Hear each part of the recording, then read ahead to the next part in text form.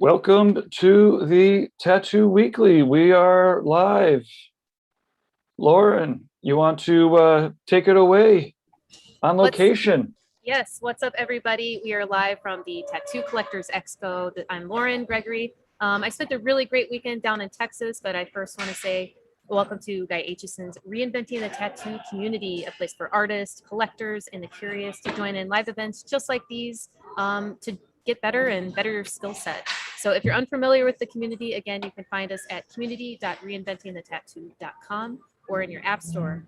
Also, you're watching the Tattoo Weekly with myself, Gabe Ripley, and Jake Meeks. And you can find us, maybe you're beaming in from YouTube or listening to the podcast or on Facebook. So thank you to everybody who is joining. Of course, we want to say thank you to some of our sponsors. We've got World Tattoo Events, Raw Pigments, Inkjet Stencils, which providing stencils from your mobile or home, saving a lot of times, artists' hands, all that stuff. So definitely thank you to them. We also want to say thank you to DLize Pro, known internationally as Dermalize Pro, for supporting our community. And we have Jake Meeks of our affiliate Fireside Tattoo Network, ecofriendlytattoosupplies.com, and Amy from the Apprenticeship Diaries. So thank you to everybody tuning in. A little bit about where I'm at. I'm at the Tattoo Collectors Expo, put on by Worldwide Ink Magazine. There was hundreds of booths, a lot of great feedback, a lot of people walking through the door, and the contests were run much differently than anything I've seen. So we'll talk about that a little bit. I do want to start off showing you the best of show from this from the show. We've actually got our artist, George from Inkology Tattoo Studio in Manhattan, who was tattooing with us. He put in 23 hours on this piece, and I hope you guys can see it all right. We're going to pull him over here in just a minute. All right. So you might not be able to hear us. Why don't you take a seat? Right, yep. You'll be able to see how it's looking. This is, hey guys. Want to introduce yourself? My name's Chris Rezegi, and just recently got a tattoo from Jorge Lange. Yeah, here at the expo. Awesome. So you might need to stand up a little bit to show everybody. Like I said, 23 hours in on this design. He started on the top. He started on the top. Sweet. Yesterday on Friday. Hell yeah. Beautiful. 13 hours for this side. That was 13 hours on the top. Mm. And then on the inside. Yep. Oh yeah. That looks great. 10 hours on that inside.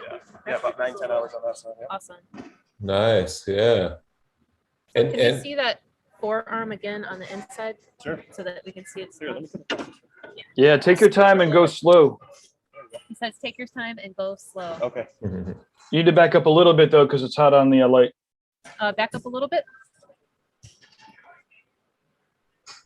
Yeah, cool. Yeah, really nice. Yeah, he showed up early, 9 a.m. to start.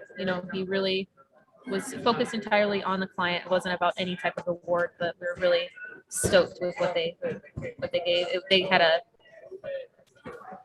lot of entries, more than 100 entries for just the black and gray. Wow. We won black and gray on the first day, and then or the second day, and then we won best of show. Yep. Awesome, man. Congratulations. Yeah, so nice. It's super exciting. Yeah, no doubt. Who and the artist was Jorge, what's his last name again? Lange. He's at Inkology, and he is a Brazilian artist. Just on the black and gray. I have one more client with a heeled sleeve that I'd like to show you guys. He flew in all the way from Boston to participate in the awards. So that was a shout out to him. And yeah. Sweet. Yeah, we're going to see if he'd like to show us off some of his work in just a minute. So for this award, I thought it was cool, guys. They had $1,000 cash. He got a bishop wand. He got a ton of Sullen gear. He got a Sullen roller, all sorts of hide caps, a suitcase full. It was, wow. Yeah, let's show off the awards too. The awards they had custom made, you guys. I thought it was cool because, trophies are one thing, but when you have something, a one-off presentation, I thought that was really great to see. Art really, in every facet.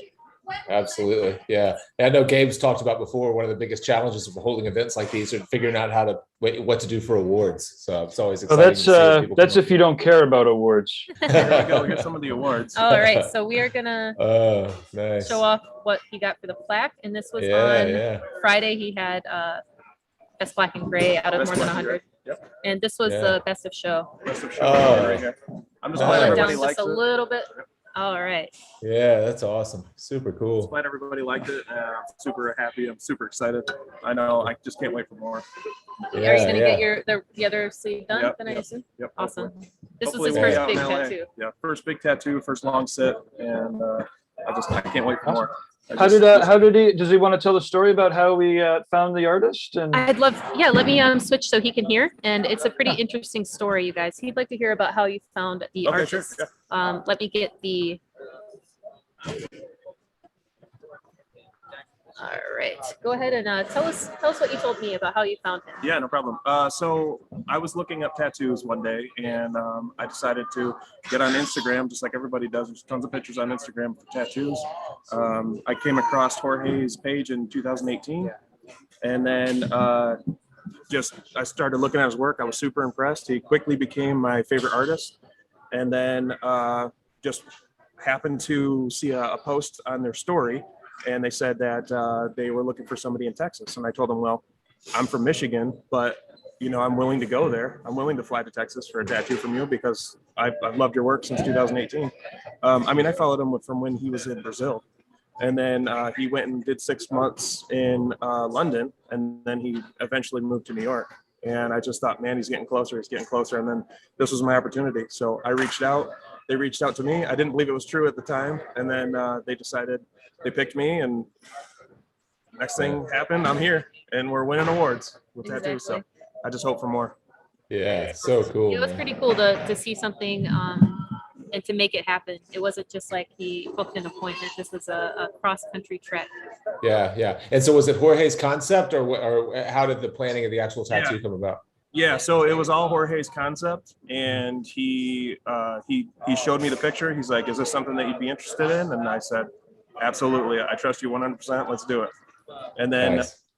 we did the one on the first day, and then decided, all right, we're going to do a second one to see if we can incorporate more, and we did.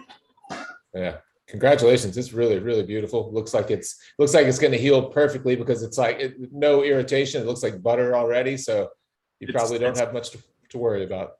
Oh, nice. Yeah. Yeah. Absolutely.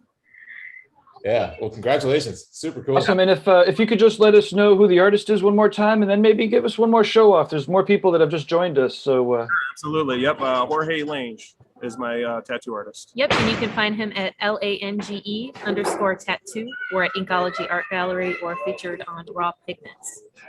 Donald's shop.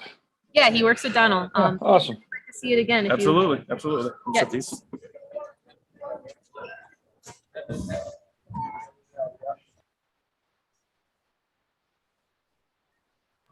All right, so here we go. Again, this was completed over the course of 23 hours. 23 hours. Wow. Yeah. Awesome. Just move it real slow. Nice. Yeah. Thomas says, "Way to go, brother." Yeah. His creativity is amazing. Yeah. Really, really, really beautiful. Nice. I mean, full value range. It's so soft, but it's powerful. It reads really, really clearly.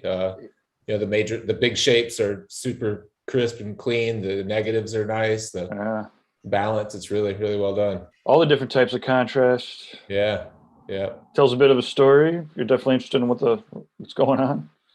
Right. Burn Something Candles was beaming in from Maryland. Steve Johns from Huntington Beach, California. They're on the Reinventing YouTube channel. Thanks for beaming in. Yeah, thank you, everybody. Miss Ross Sauce is beautiful. Yeah. Thank you. Cool, man. Well, thanks for sharing it with us. It's really, really nice. Hey, you're welcome. Thank you very much. Yeah. Awesome. And who else did you get to catch up with, Lauren? I saw a bunch of different artists, a lot that I hadn't seen in a very long time. Of course, Alonso Gonzalez is putting this on along with Art Cantu Jr. at Worldwide Ink Magazine. I do want to show off a heeled sleeve, guys, that I'm really super impressed. He flew in all the way from Boston. You guys, do you want to introduce yourself and show off some of your work and tell us a little bit about why you're in Texas from Boston? Derek Robles, I'm from Boston. So George contacted me and we did a sleeve last year and wanted to introduce it to the full Best Sleeve. So I agreed to come out there and show off his work. That is awesome. Do you mind showing our audience what you have? So I hope you guys can see this Yeah. light. That looks great. How old is this piece? How old is this piece? It's a year old about now. Yeah. So Yeah, it nice. looks great. Finished it about August time frame of last year.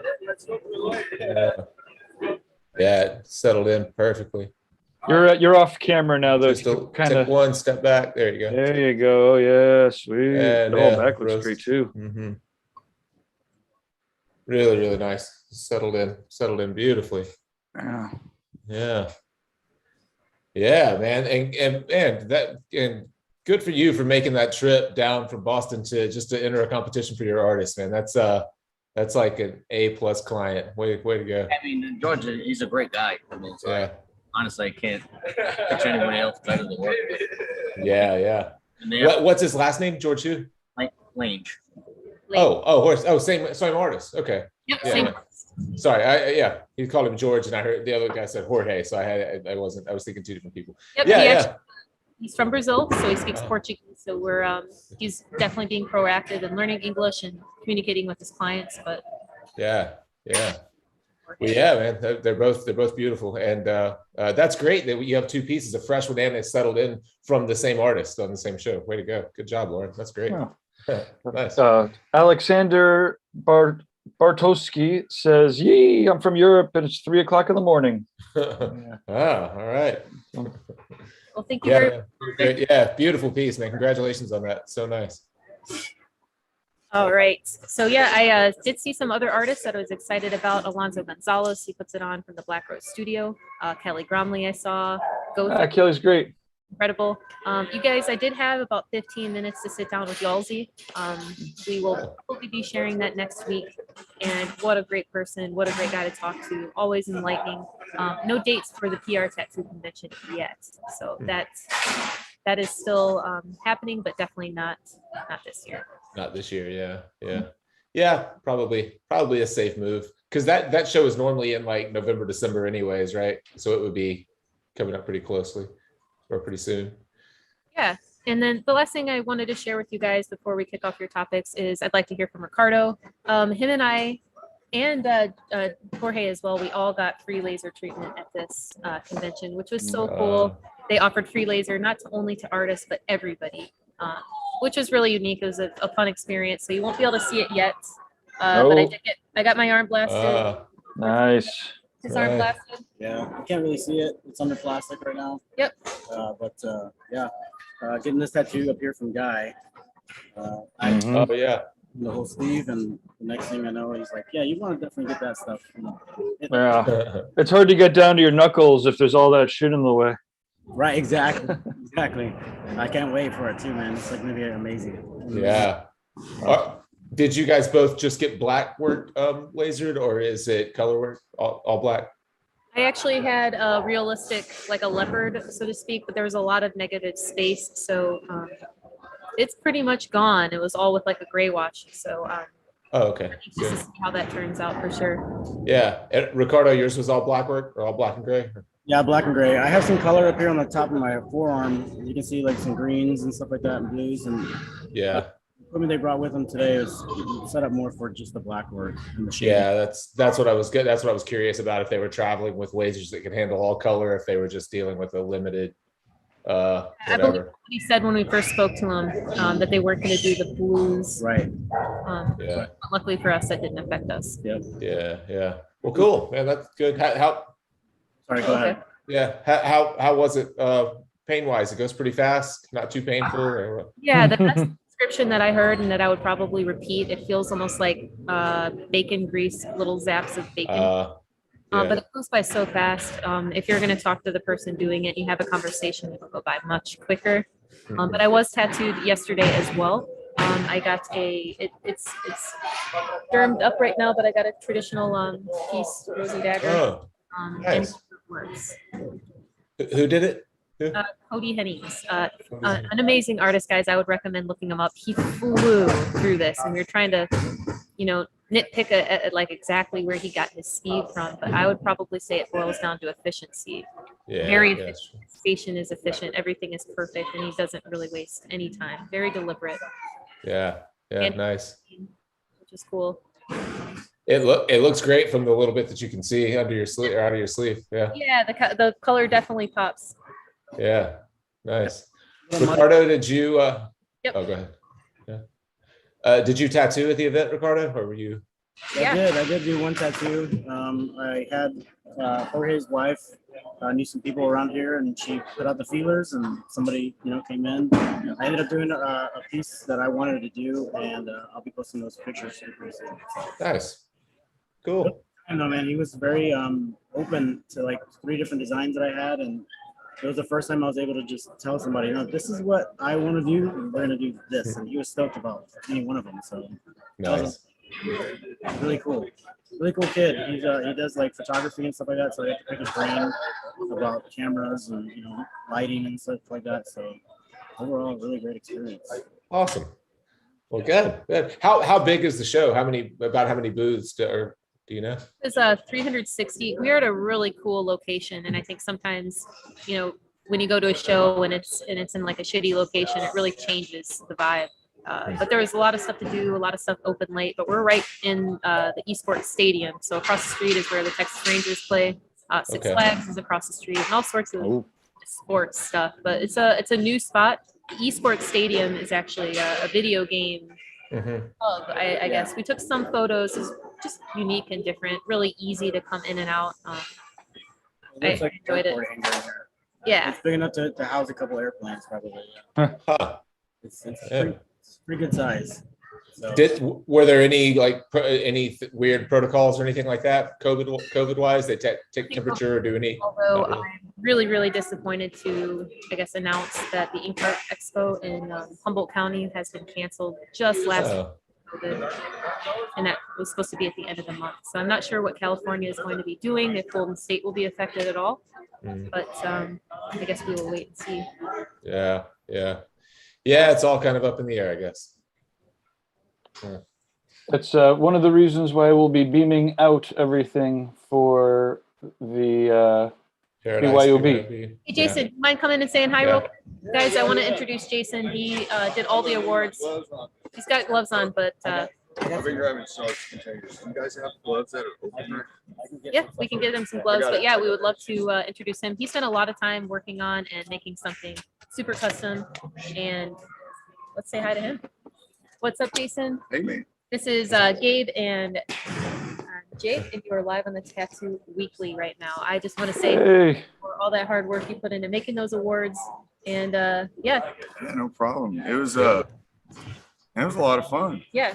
I hadn't really done a whole lot like that. I've done a couple local shows in Oklahoma City, but we actually did a lot of the plaques and stuff this time. So how did you decide to do that large award that the tall one that we just showed you guys? The best of show, that was kind of something I just kind of came up with. We didn't really have an idea on where we were going to go with it. With the best of days, we made a mold of an artist's hand, and she was holding a giant tattoo machine that we had wrapped up and basically dumped about $200 of liquid silicone to make a mold in a little trash can. And I wanted to keep using it. We had an idea where we were going with the best of days. And I just kind of wanted to beef it up a little bit as far as the height and the color. I mean, obviously gold. Yeah, So, and I love that color. It goes great with the texture of that wood and stuff. So absolutely. it all blended in real well, So Yeah, I love it. actually, that's actually the second one that I did. Okay. I kind of messed up on the first one and it Okay. didn't cure properly. So maybe next year Yeah, we can go with that idea that I had this year. So, absolutely. but yeah, that shit was fun. Hell yeah. What is your what's your background? Is it mostly like casting or metal fabrication, or what kind of work do you do? My background is I've just been around construction my whole life. I'm a trim carpenter, I guess, by trade. I grew up in the construction industry. I've been heavily involved with the tattoo community just in our state, in pardon me, in Oklahoma City.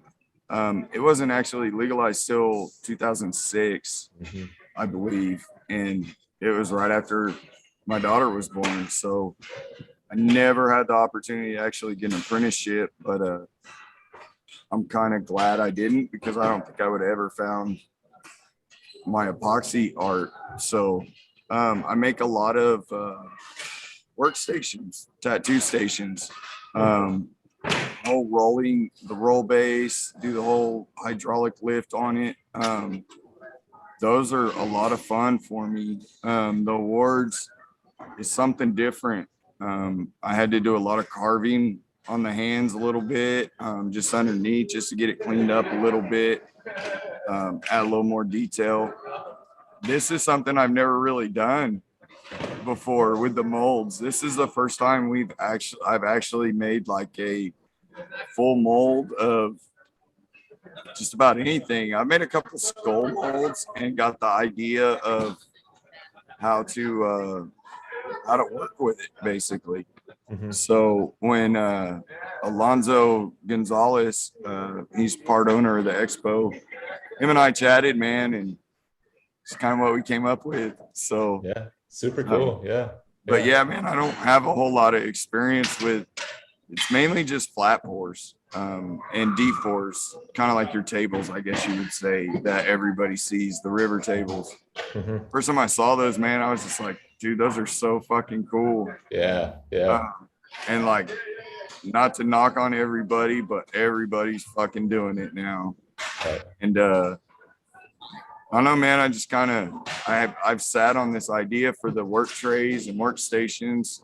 I got a shit ton of them too. Like I want to keep doing them and showing you guys what I can do. Yeah. Where do you go to see them? Do you have a website or a page where you can see your workstations? So I have an Instagram. It's JW Mundell, MUNDELL. I will share his Instagram for you guys who are watching. Cool. So some really cool stuff if you guys can see right through here. I want to scroll down a little to one of my favorite workstations that I got to see. It's, You can kind of see a little, it's oh so yeah. much cooler to see all of this in person, but it was, Oh, it's super cool. Yeah. Some videos don't really do it justice. This one is actually for Ryan Taylor. He's out of Houston, and this is a lot of the color mix that I kind of used with the Best of Day award. Actually, I think I used some copper in that one and not the gold, but I engraved his logo on it, just hand engraved it, basically laid a stencil, and that thing came out sweet. Yeah. Yeah. It's I was beautiful. really happy with it. So, but yeah, I have that, and then just my Facebook, Jason Mundell. I had a work page for a while, but I'm not real big on it. I don't think it's as personable as it should be. I've checked out other people's pages and stuff, and there's so many social media platforms that it's freaking crazy and hard for me to keep up with. But I'm working on hopefully having a website and hopefully having some of them available. And I mean, any custom orders that you guys want to do, hit me up. I mean, just shoot me a direct message, and I'd be more than happy to sit down and have a consultation, pricing, anything like that. So Yeah. Yeah. Ganjuana in the chat room says, I just followed his Instagram. Wow, nice work, man. thank you, brother. I appreciate it. Also say hello, Gabe, Lauren, and Jake. Hey, Ganjuana. And then lastly, luckily I subbed over here because Fireside isn't up. But that looks like it's posted on the Fireside on the Fireside YouTube though, so I don't know. yeah, guys, I'm gonna send him on his way. He's got a lot of Nice stuff. to meet you. Perfect. Yeah. Yes. Thank you so much. Great for- to meet you. Beautiful work. For having me on. Yes. Thank you. It's good to meet you. Nice to meet you, man. Congratulations. Those are great Have a pieces. great weekend, rest of the weekend, and be safe. All right. Thank you. Again, I'm Later. sure I'll see you again. Yeah, guys, the last one that I showed was actually in the shape of Texas for Alonso Gonzalez. Super, Yeah.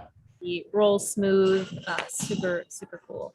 Yeah, I love those. I love those epoxy pours. I look at that stuff a lot. It's like, it's kind of mesmerizing to watch those pours on Instagram or on whatever. People have these like live edge kinds of boards, you know, like just slabs of wood that are live edge, and they pour that epoxy with all the like color mixed inside of it. And it's like, it kind of like puts me in a trance to watch those pours happen. Super cool. Oh yeah, for sure. Yeah. Yeah. Well, So shall we run the intro and then and come Yeah. back and talk about our topic? Yeah, definitely. wow, that was our pre-intro. That was our pre-intro. Okay, Oh I'm my going to be sharing the screen here if everyone wants to silence themselves. Wait, I want to share a screen here. Now we're changing shit up a little bit. So And the audio. share audio, optimize for video clip. Here we go.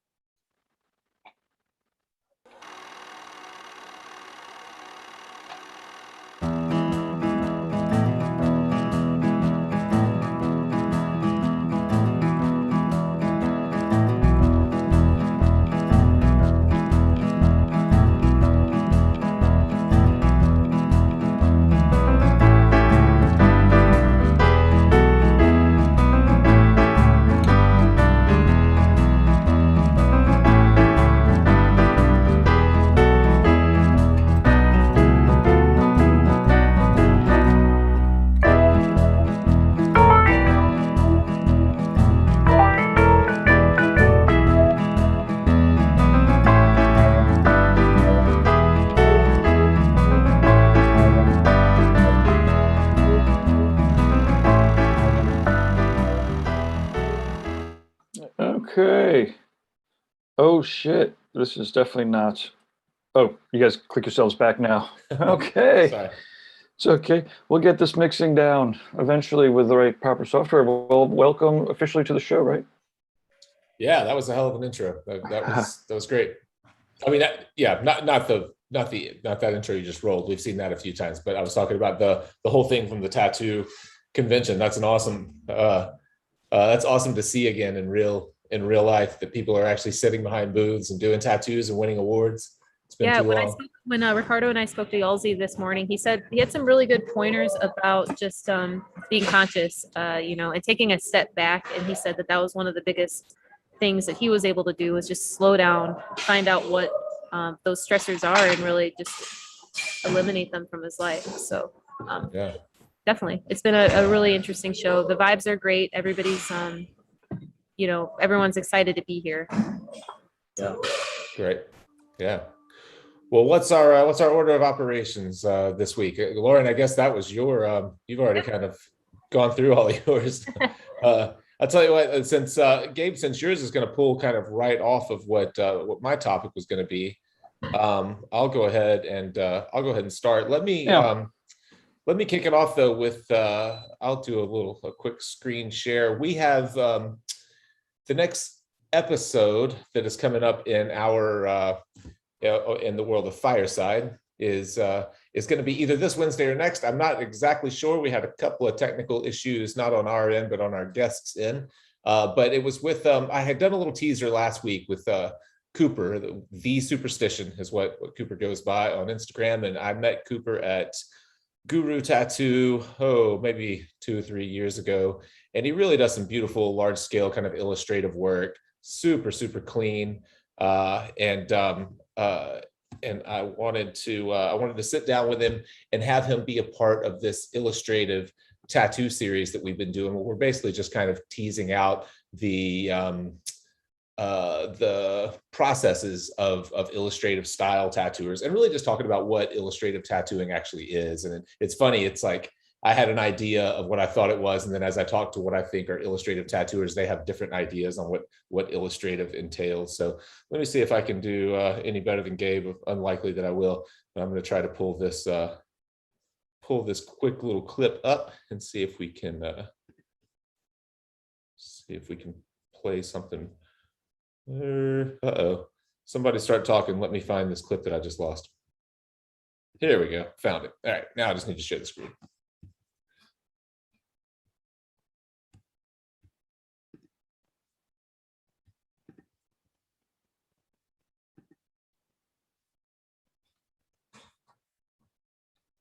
Am I sharing a screen or no?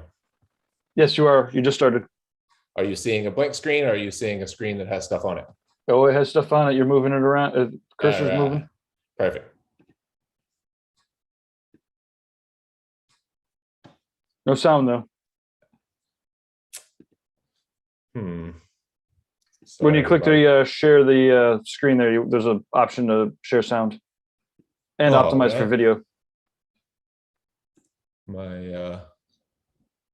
My screen is so tiny up here, I can't see anything. All right, let's see if I did that. I'm using a little monitor up here instead of my regular laptop screen. It's so tiny. Let's see if this is any better.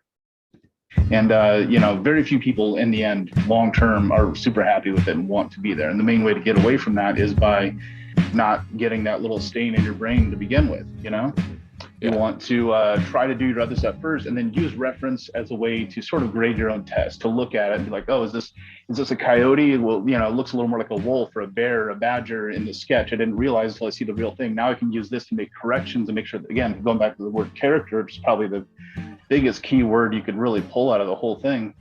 Really focus on getting the character of that right, making sure that also has life and expression and movement, and using the chance to get reference to also find that. So again, if there's a coyote, it's like, oh, well, what makes a coyote really exciting? Maybe the way he springs when he finds a mouse, or he does some like little things rather than the really textbook. Especially if we go directly to reference, you find the textbook, oh, 3/4 turn face, that's it. We're just going to draw it that way or whatever. Right. Which again, ultimately is fine, but most of the time those get a little repetitive and sometimes boring, and it's not helping you grow, and it's also not helping get you closer to, again, squeezing the last little bit of toothpaste out of that tube. So to put some of that in context, let's see. Stop sharing my screen here. Are we back? You're good. All right. So to put some of that in context, we were talking about how to use reference as an illustrative tattooer.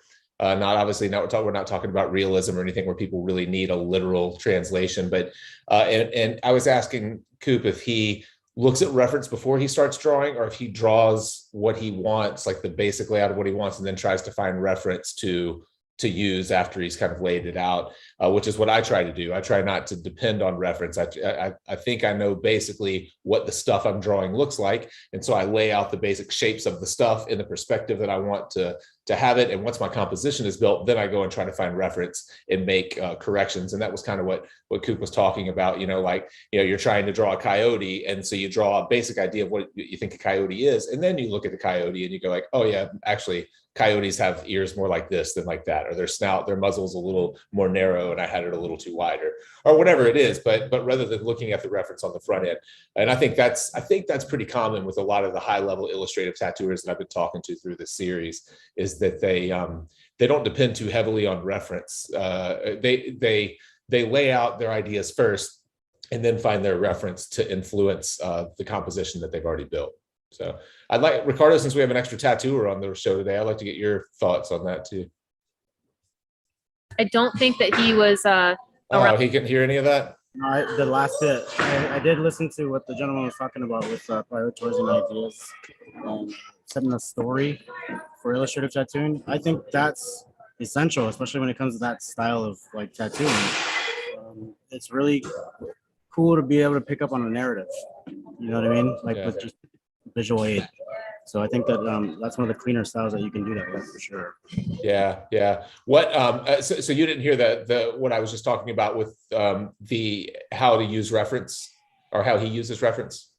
How he uses reference, or how would I use my reference? Well, yeah. What I was saying with Coop and with a lot of these folks, and myself included, is that we'll tend to try to draw out our idea of the composition, the basic shapes and layout of what the thing is, and then go and find our reference, rather than finding reference and then drawing from the reference. I think that's the biggest advantage you could have, is being able to think of shapes and prioritize the shapes, the importance of the size of the elements and everything like that. I think that that's one of the biggest things when it comes to line weight, when it comes to field depths and everything like that. And I also think that it's really important to help set the tone, like the tone and the mood of the piece itself. So yeah, I think it is important for you to be able to think in shapes, prioritizing the placement, and that also helps with like just the composition, the layout of the body part and stuff like that too. You know? What part is going to be the most in focus? What part's going to be set back towards the background? I think that should be spoken of and thought about first before you do any kind of reference off of Google or books or anything like that, for sure. Yeah. I'm on the same page.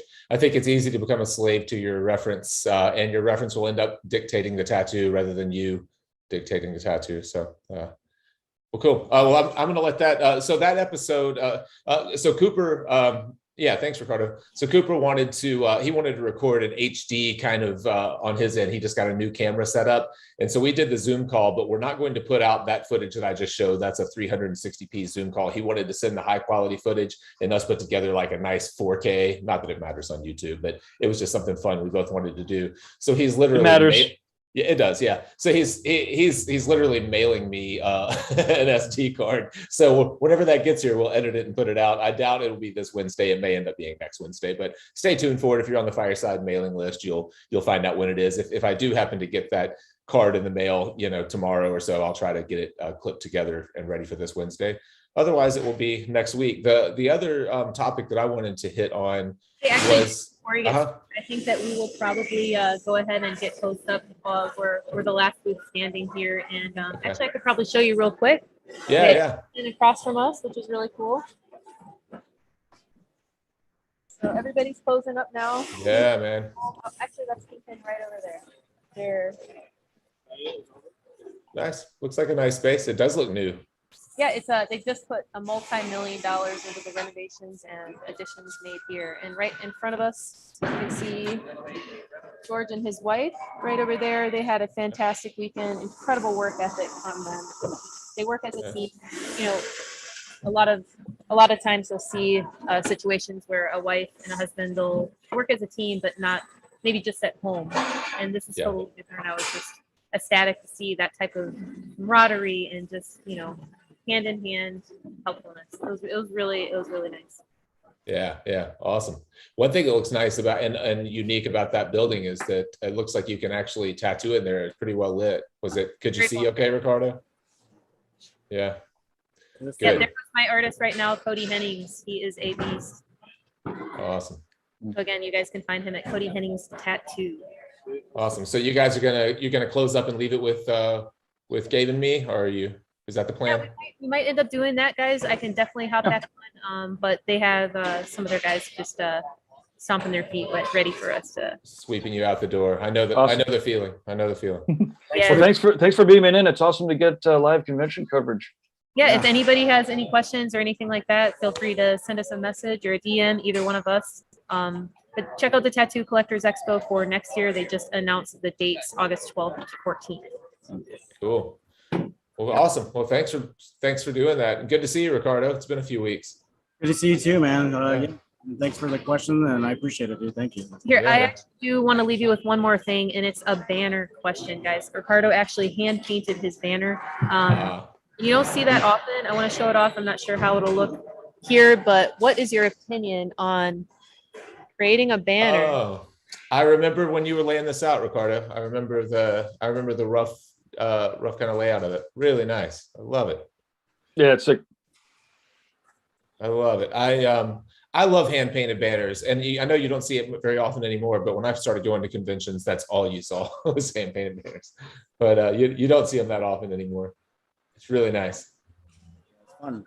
I had a blast doing it. It's still not finished, and I've been spending a lot of time doing some behind the scenes work and stuff like that. So when we get a chance to, it'll get to it, and we'll tighten it up a little bit more. And it's fun though, man. It's fun having it. It's fun carrying it around. It hasn't cracked or anything like that on me, so I'm pretty happy. Yeah. With it. You painted it in oil. Is that right? Oils, yeah. Yeah. Mhm. Yeah. Yeah, I love Did you use a lot of medium or anything in it, or did you use just a lot of straight paint, or what? Like glaze or anything like that? That's the next step, is the glazing process. I glazed a little bit of it here and there just to kind of speed up some of the drying time. And that was the medium, the Galkit medium that I used. And then, but I haven't used too many linseed oil or anything like that on it yet, but I will.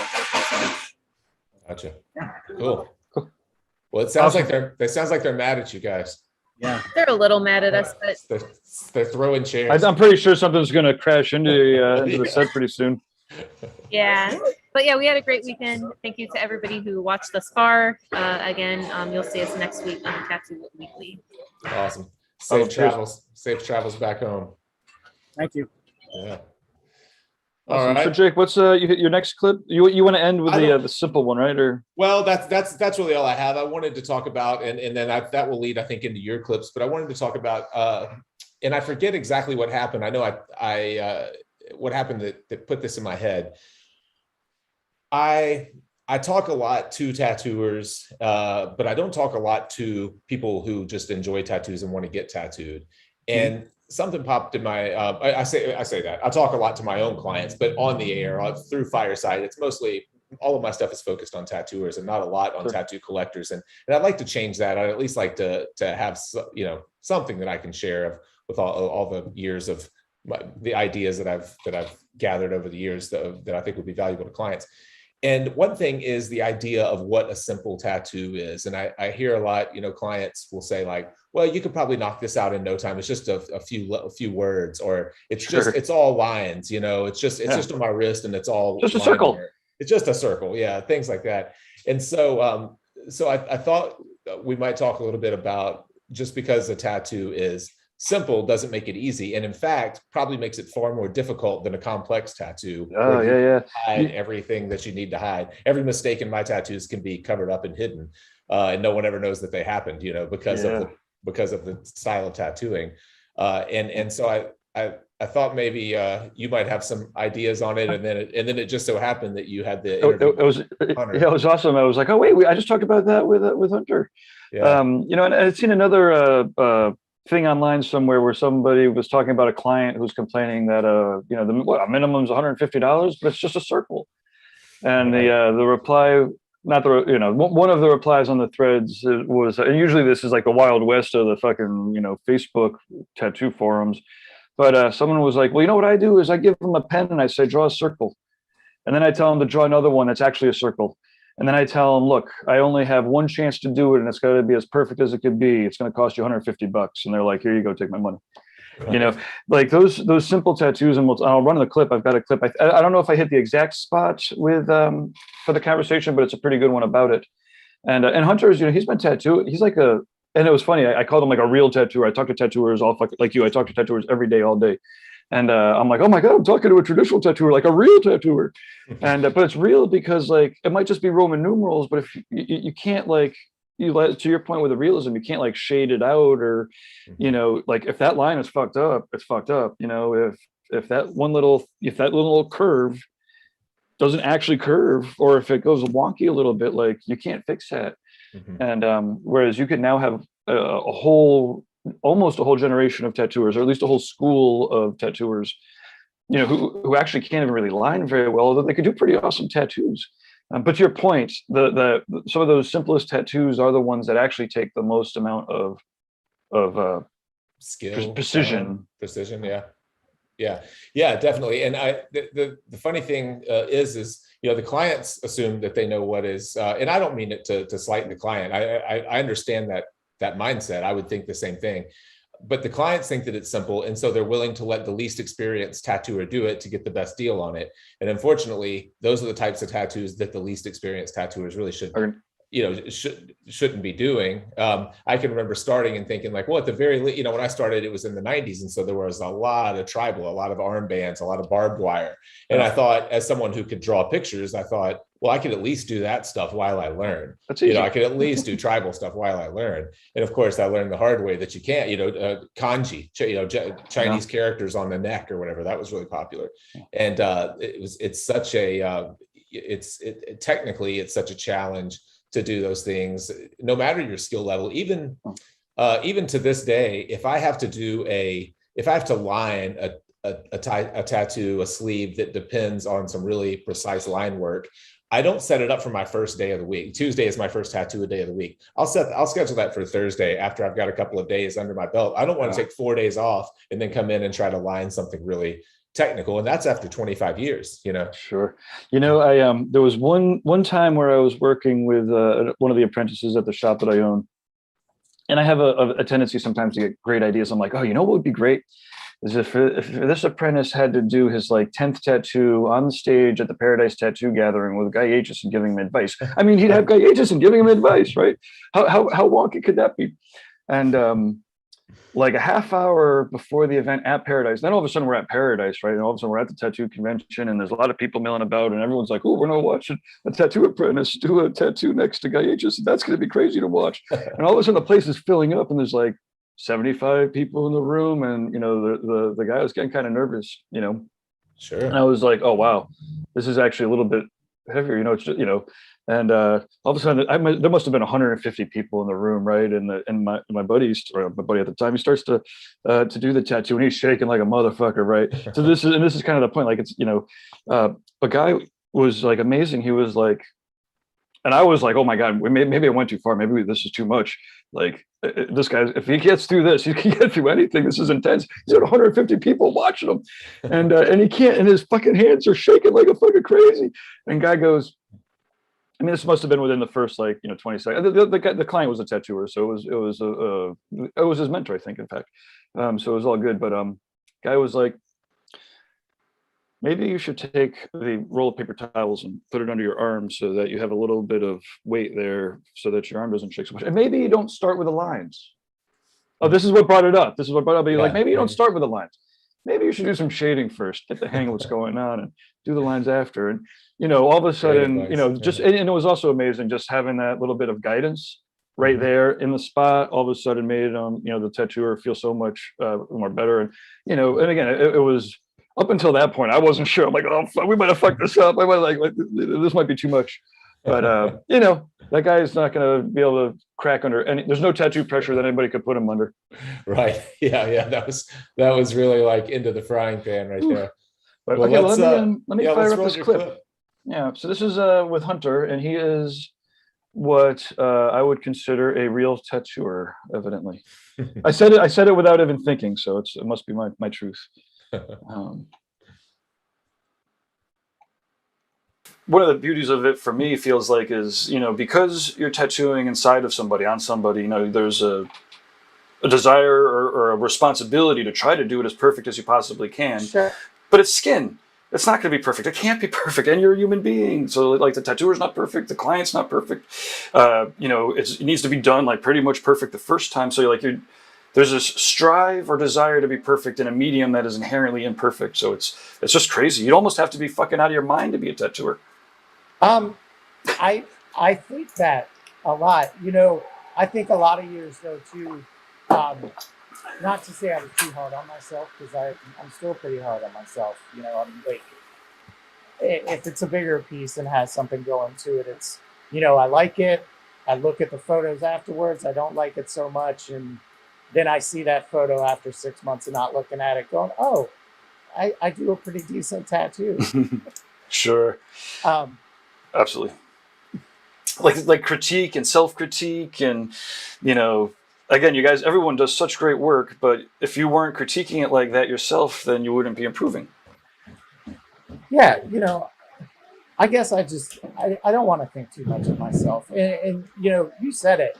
I mean, in the years that I've been doing it at this point, and what people achieve on skin blows my mind continuously. You know, when people ask what type of stuff that I do, I just tell them I do tattoos that look like tattoos. Sure. You know, if somebody wants, you know, hyper black and gray, like realism, I'm not your guy.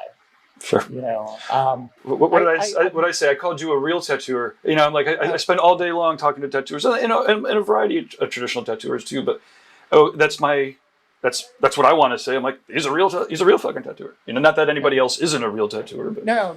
And I, you know, in the teaser that you put up when you said that, because that's, I mean, I think for a lot of years too, not say I struggled with, but the idea of,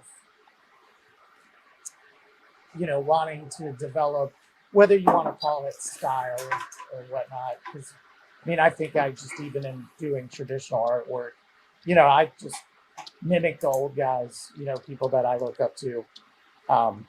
And so I don't know if there's much of a style, but there was definitely a point that I came around to the idea that,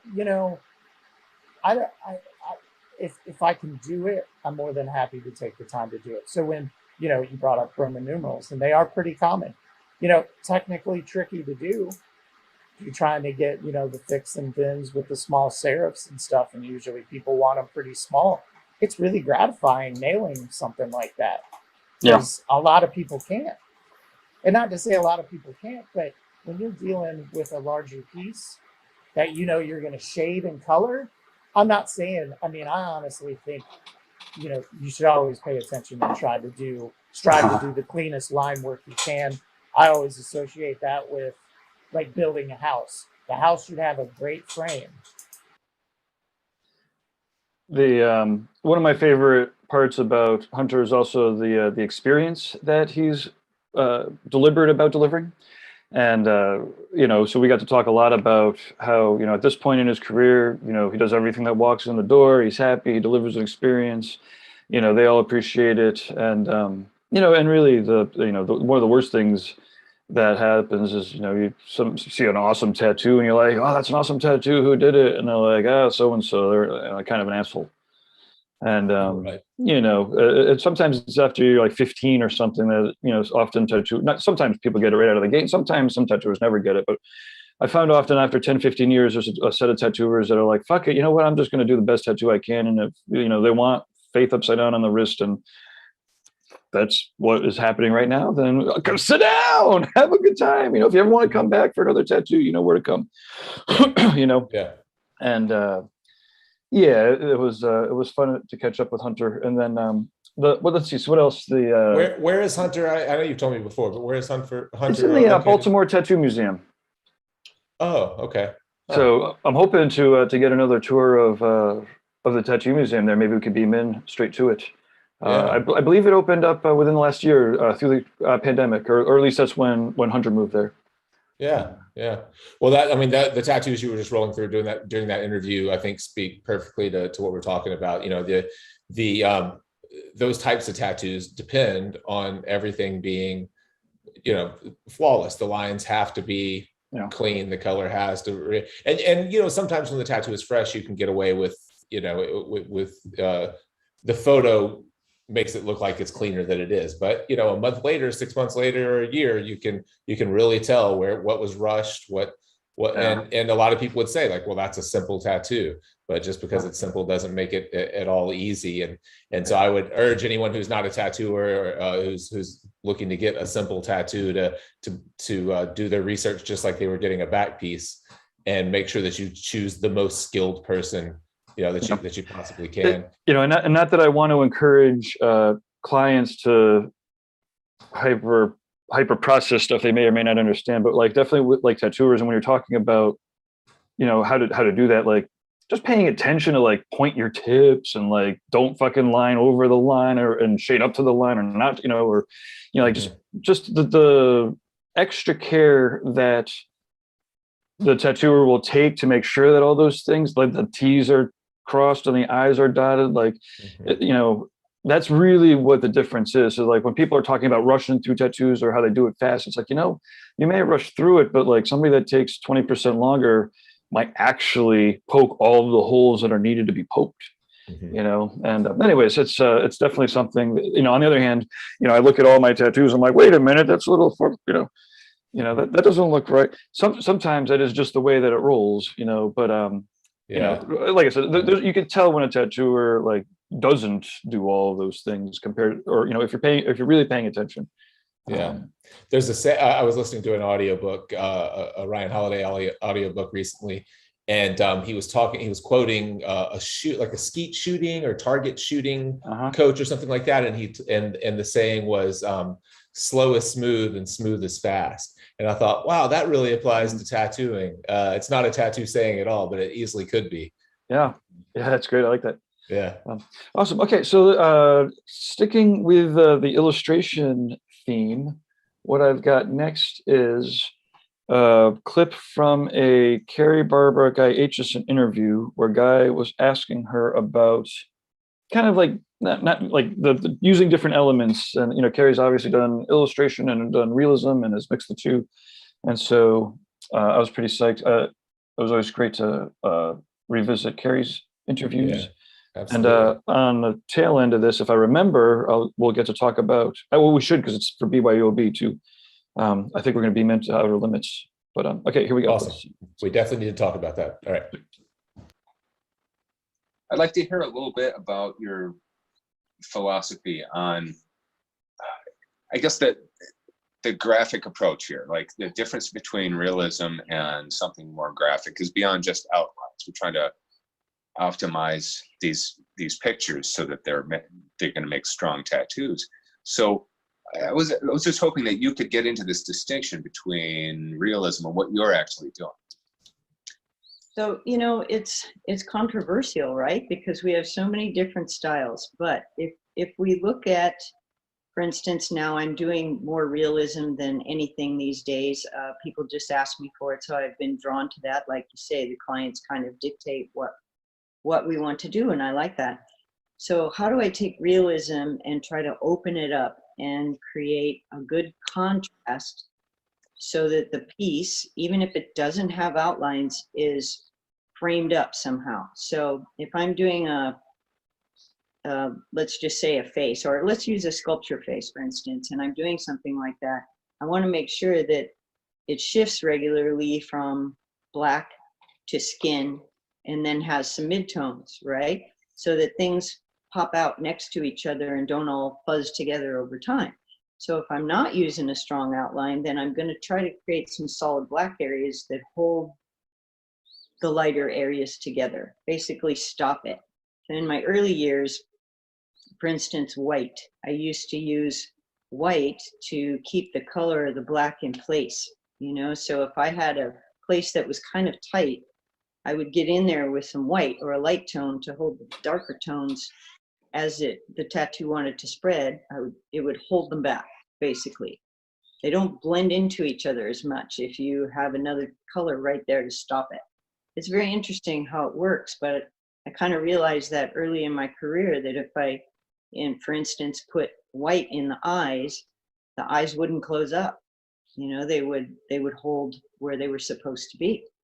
So, and sometimes doing line work or some lines and line weights, like different line weights was always really fun. Doing some thinner lines, some thicker lines, kind of a brush stroke kind of feel to the lines, thicker lines to pull some stuff forward, and either softer lines or even colored lines behind to knock things back, so that parts would look more towards you and other things would kind of drop back into the distance. Muting them in the back. Pictures now? Oh yes, please. Now that you're back, we're looking at there's a samurai back piece. This is a. It's hard to believe that this was done right around the time I started tattooing, because 1988. there really wasn't much around that was this innovative at the time. There were some. This was quite interesting. It was fun. He wanted his own portrait on the pants. I don't know if you can see that. Way down Yeah, I in see the that bottom. down there on the left See that side. little- Yep.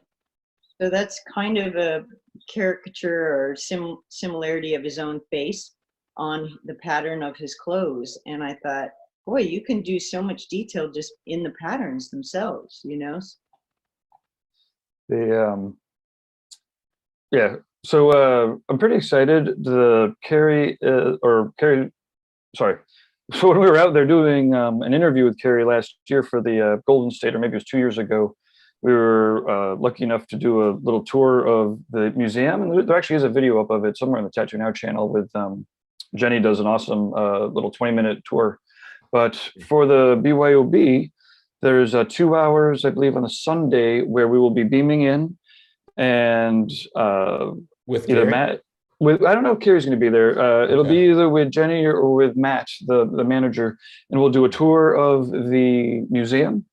And then they have traditional artists there, of course. And so we'll sit down and maybe we'll do like a half-hour tour but then we'll do a drawing session with them from out there. We'll beam it out from California to the stage at Jimmy Peak in Massachusetts. Oh man, that's super cool. And it's just absolutely mind blowing to look at that tattoo and think that that was done in 1988. 1988. It's like, God, jaw drop. I mean, that's an incredible layout and tattoo for today. It looks like something that, using that big open kind of yellow at the bottom and all of the detail and pattern based stuff at the top, just the big shapes working so well. It's what a pioneer. I've never met her, but I've always been a big fan of her work. Oh yeah. You should definitely shoot an email. You should get her on the show at some point. Yeah, absolutely. I got a pretty sick interview with her when I was there. So there's another interview kicking around where we chatted with her live. Yeah, fantastic. Let's before we wrap up, because I know we're a little bit, it's already we're an hour in now. Just for anyone who doesn't know, we've talked about the BYOB a little bit, and it's for people who have been around tattooing for a little while, the Paradise Tattoo Gathering was one of the real kind of art-focused live events, one of the first real art-focused live events in tattooing. And it started, what was the first year? So that was in 2008 was the first year of the Paradise Tattoo Gathering. And yeah, it was kind of weird. The first event I decided to throw was going to be a convention. I never really even threw any parties or anything. It was like, let's just go straight for a 4-day tattoo convention in the middle of nowhere. Yeah. Right. But my wife is an infant teacher. She gets the human brains when they're really just forming. I mean, they've already been forming for 9 months, 6 months or whatever.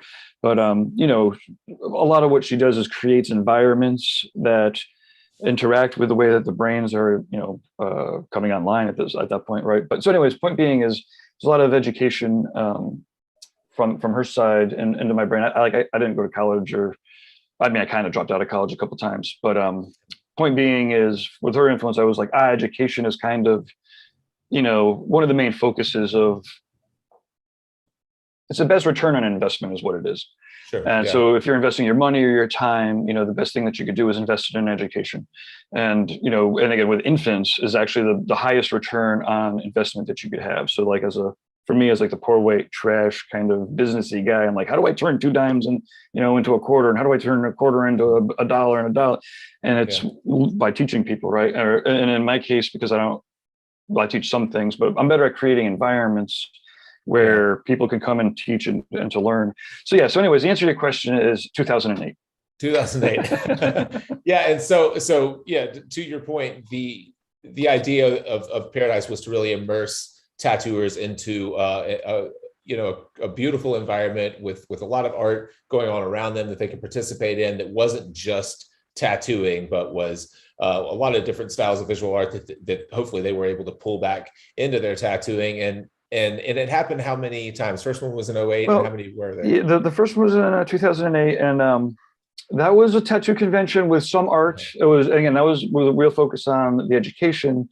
And then I was really hoping to see if Guy was going to be able to make it that first year. He's obviously been an inspiration for a very long time. And the very first year, he almost came because a lot of his friends, and like Michelle wrote an email like a week before the convention, and she was like, we would like to make it, but not this year, maybe next year. And I was like, okay, we're gonna make this so awesome that you're definitely coming next year. And so then we did. And then but the second year was crazy, 2009, because Guy was coming the first year, and Bob Tyrell was coming, Sean Barber was coming, and it was definitely very heavy. It was like the first convention happened, and we were rolling right into the second convention, more energy, and it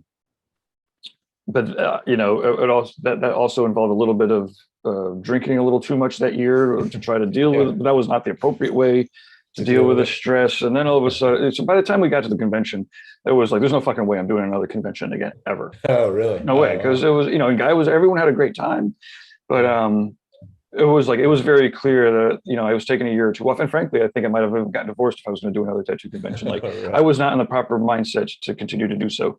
And but it was awesome. Michelle was, basically like, this has to keep happening. And talked with Michelle Wortman. Yeah. And she talked with Kim a little bit, was like, maybe we could do an art retreat where instead of tattooing we could do painting. And, Kim was like, okay, we don't, wants to make stuff happen. Hey, you talk to Gabe, make sure he fucking gets his shit together, and then maybe we can do something. Yeah. But I was basically like, yeah, I wasn't going to say no to that. I was like, okay, sure. But I went along begrudgingly. Definitely was not my idea to be like, hey, let's do an art retreat. It was definitely like Michelle and guys. Thing. Yeah. But they liked the idea and they liked the venue. And so 2 months leading up to the art retreat. So that was 2010 was the first art retreat, was no tattooing, just painting. And I kind of got what was going on. And then it was the best event, one of the best events, the art retreats. It has all the inspiration and the education and the learning of the tattoo gathering. But without the actual, without the tattooing and tattoo, I love tattoos. I love tattooing. I love clients. I love the whole aspect of it, the life-changing aspects of it. But it's also very stressful and high stakes, and all of that. So to take that away, basically the artists, to wrap this up, the tattooers who have the courage to go to an event that doesn't have tattooing and just is about inspiration and art creation, really truly get the experience that they deserve. And there we go. And that's what and so fast forward to 2021, this October, that's what we're hoping to do. We went through like roller coasters and explosions and we're getting back together. Yeah. So this is a kind of dipping your toe back in. This is a smaller version of that event. And because of all the stuff with COVID, we'll do it live. And Fireside's participating this time. I'll be teaching a seminar, a ton of other folks. If you go to paradisebyob.com, you'll see who all is presenting, what all is happening. And we would love for people to actually show up in person. But if you're nervous about getting on a plane, nervous about being around people, although this will be a smaller convention, a lot of it outdoors. The band that's playing is Vapors of Morphine. I've listened to some of them. They sound great. But so sick. If people are nervous about coming, all of it will be streamed digitally, and you could buy a digital ticket as well. And what I like to say, you could have you can take your dose of paradise however you want, live or virtual. Yeah. So we're a little late starting to promote it because it is only about 2 months away, and people still buying tickets. So we got a whole bunch of shops. You can get shop tickets. So 5 tickets for the price of 4. It's $100 for the week start ticket. It's not a weekend ticket. It's a week start ticket. October 3rd to the 6th is a Sunday to a Wednesday. And when I was thinking, it's crazy, but it's tattooers days off. So. Right. Yeah. And so incredible, obviously super affordable, $100 for a, that's for the stage pass. That's for the stage pass. Yeah. And compared to a lot of these events that are nearly $1,000 for 4 days of seminars, a lot of them, not to knock anything like that. I think it's well worth $1,000 to sit and listen to your favorite tattooers. Oh yeah, absolutely. I mean, we have our inspiring tours. That's $2,000. There's no, we don't shy away from necessarily from charging when appropriate. But this is the art retreat, right? And the first, as you were saying, we're kind of like the first time getting back, and we're in the middle of a fucking pandemic. Right. So like when we booked the venue, March or May or whenever it was, we basically had less than 100 people in a room and everyone had to wear masks. Yeah. So, we kind of had to design an event that's based, again, we're designing an event that's in the middle of a pandemic. And, obviously, health has always been at the utmost of our minds with tattooing. Me personally, like I just don't have that many brain cells to lose, and my sugar system does not have enough blood in it to handle COVID at all. So I'm going to stay far. I don't want anything to do with it. So, like to your point, the resort is a mountain resort, so there's always walking around. We could probably do a lot of the stuff outdoors. Hopefully, the band will be outdoors. Plein air, all the painting could, lots of painting could happen outdoors. The condo, everyone's kind of in separate condos. Right. Condos have porches, so. Yeah. Well, I hope most people are not scared and are willing to come out and say hi in person. I'd like to meet a lot of the folks. I don't know a lot of the Reinventing the Tattoo community. I know some of those folks are looking to come out. Anyone that's been following Fireside for any period of time, I'd love to meet you guys. I'm doing a 2-day seminar that is, I've been calling it Find Your Style, but it's really going to be about simplifying your tattoo process and really limiting your options in order to get the best tattoos. A lot of times we're overwhelmed with the number of options that we have in our tattoo designs. We end up with the famous analysis paralysis. And so I've got some tricks that I've developed over the years to really limit my options based on the challenge that's in front of me. And that's what this seminar that I'm putting out is going to be about. It'll be the first time that I've ever done it. And I'm preparing pretty hard for it. I'm proud of it so far. So I hope that you guys will either come out and see it in person or beam in and watch it through the webs. Awesome. Well, let me let's roll. Let's end this out with I got a 3-minute video rolling of Christian Perez's paintings. Nice. He's going to be doing an oil painting of skull oil painting workshop at Paradise. At Paradise. And this video here is actually for an interview. This is like an anticipation of the Tattoo Now show. I've been doing them every Wednesdays. Not doing them this Wednesday. I'm going to be dropping my daughter off at college and crying for fucking hours. But the following Wednesday, I'll be back doing interviews again. I've got Fawn Baker from Tattoo Collecting Podcast, and then Thea Duskin, and then yes. Christian Perez. I think with Christian, he's close enough. We're going to drive down to a Hope Gallery and do this one in person. Oh, nice. All right, let's check it out. Cool, let's check this, yeah. And you know, you don't actually have to hide yourself because we're on Zoom screen sharing now. Okay. One tattooer and original artist or painter who's always really struck a chord is Christian Perez. Check out his work. Well, if you're into skulls, you cannot be disappointed. Christian is an amazing tattooer, as I was saying, but he's also gone out of his way to go to illustrators masters classes with some amazing teachers, Dan Dos Santos being one of them, who's a great influence. And like that whole crew of the illustrators masters class, I think that Christian's taken it 2 or 3 times. And you could just see how his artwork and his tattoos, but you know, they all progress just dramatically by being around, you know, some really brilliant painters.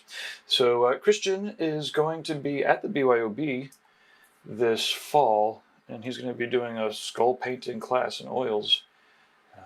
In anticipation of that, I'll be heading down to Hope Gallery to do an in-person interview on September 1st. Of course, the replay is available forever, but I plan to bring a painter down with me or a tattooer down with me. And yeah, just, I mean, the details, the composition, you know, he's been critiqued by some of the best illustrators in the world. And he's one of those people who, and one of those artists who really takes it and runs with it. He never seems to get offended. And just looking at his work product, you know, clearly it speaks for itself. So this is, yeah, September 1st. It'll be a little early, 11 a.m. Eastern Standard Time. And he will be doing a painting class at the Paradise BYOB this October. Well, the whole event's October 3rd to the 6th. And he'll be doing an oil painting workshop with skulls. And yeah, it's always very exciting to be working with such amazing talent.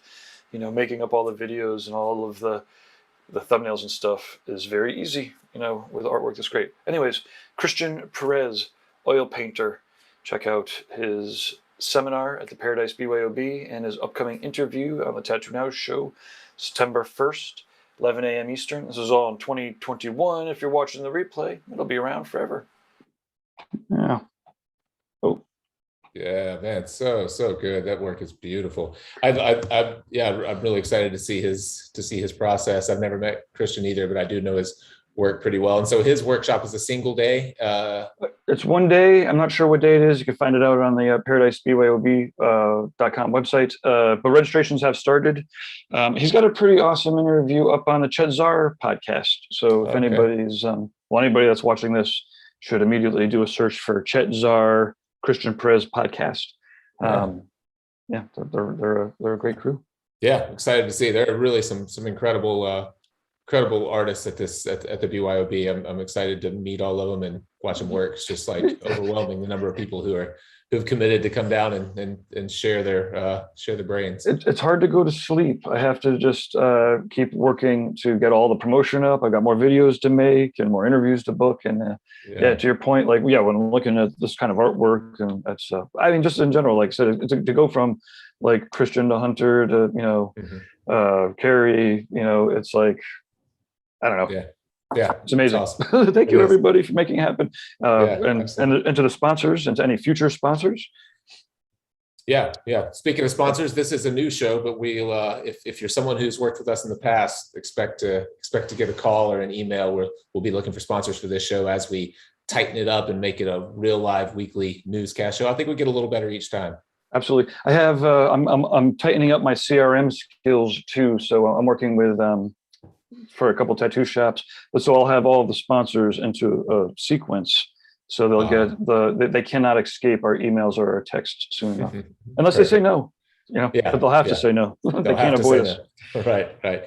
Well, cool. Well, have we said it all? Or are we ready to? Yeah, we're all good. Thank you, everybody. Well, I guess let me one more round. We'll see if anybody Atomic Injunctions. Yeah, Ganjuana.